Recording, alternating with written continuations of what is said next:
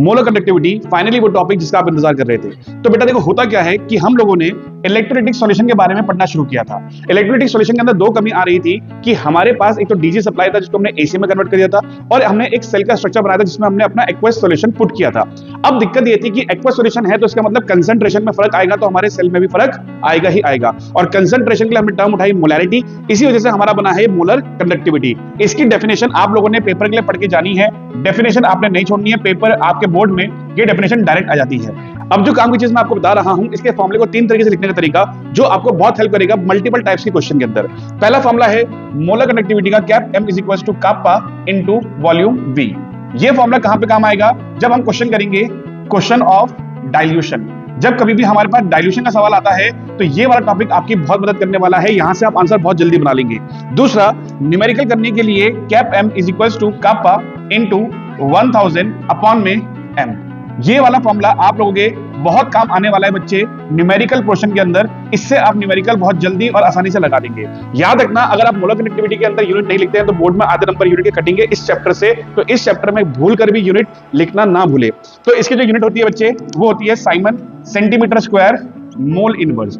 और तीसरी चीज जो आपको याद रखनी है वो ये है cap m is equal to kappa upon में c। ये तीन चीजें अगर आपने याद रख ली तो आप मैक्सिमम क्वेश्चन एनसीईआरटी के अपने एमसीक्यू बना लेंगे। जैसे कि मैं आपको बताता हूं, एक टॉपिक आता है हमारे पास डाइल्यूशन। अब इस डाइल्यूशन के अंदर क्या होता है बच्चे?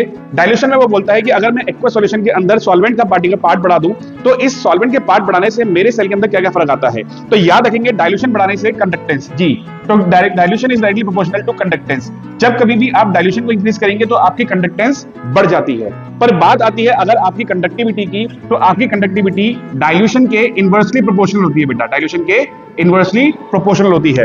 मतलब अगर मैं किसी सॉल्यूशन के अंदर डाइल्यूशन बढ़ाऊंगा तो कंडक्टिविटी घट जाएगी, क्योंकि कंडक्टिविटी पर एमएल पे काम करती है। और जब मैं डाइल्यूशन बढ़ाऊंगा तो पर एमएल जो मुझे आयंस मिलते हैं वो कम मिलेंगे, जिसकी वजह से वहां पे कंडक्टिविटी अच्छी नहीं आएगी और वो घट जाएगी। अब सबसे मेन चीज ये है कि आपके पास बात की जाए मोलर कंडक्टिविटी की, क्योंकि डाइल्यूशन के करने पे आपका वॉल्यूम तो इंक्रीज होगा, बट डाइल्यूशन के इंक्रीज करने पे आपका वॉल्यूम और कंडक्टिविटी घट जाएगी। तो होता यह है कि आपका कैप m जो होता है वो डाइल्यूशन के साथ क्या होता है? डायरेक्टली प्रोपोर्शनल होता है।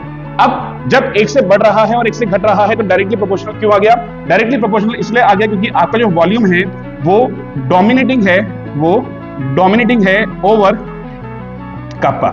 इसका मतलब जब आप डाइल्यूशन करते हैं मेरे बच्चे, तो डाइल्यूशन के करने पे जितना असर आपके वॉल्यूम पे आता है उसके रिस्पेक्ट में कापा में असर थोड़ा कम आता है।